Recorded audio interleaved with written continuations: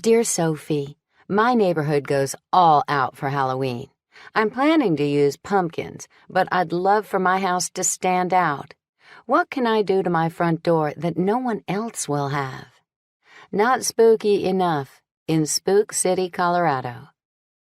Dear Not Spooky, cut bare branches or small dead trees and spray paint them black. Wrap them with strands of orange lights, then arrange them in an arch around your door. They'll be creepy during the day, and when those lights glow in the dark, you'll have a super spooky entrance. Sophie. I balanced on the ladder, aimed my gun, and squeezed the trigger. A gossamer string of wax shot out, creating a creepy cobweb. I cackled with glee.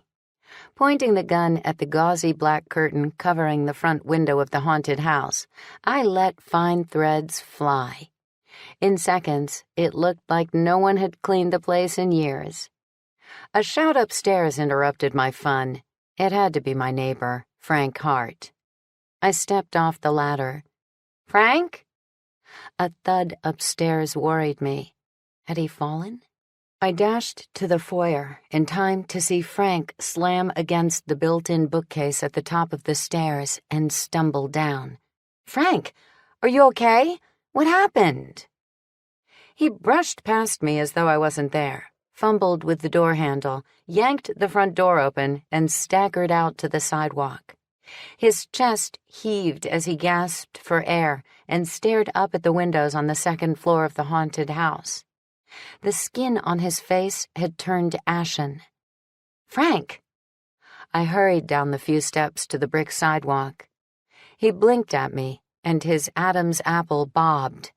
"There's something up there, Sophie."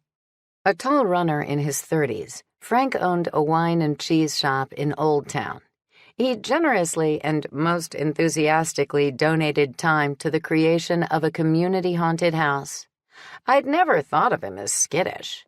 In fact, when another volunteer, Lulie Jenkins, bolted out of the haunted house a week ago, declaring she would never step foot inside the building again, Frank had chuckled about it. Maybe humor would be the best approach now. Like the kids who pitched in to help with the haunted house and loved to play pranks on each other, I sang, "Psych!" with a big grin. I added, "Isn't it great the house is so scary that we're spooking ourselves?" Frank didn't laugh. Not even the hint of a smile crossed his face.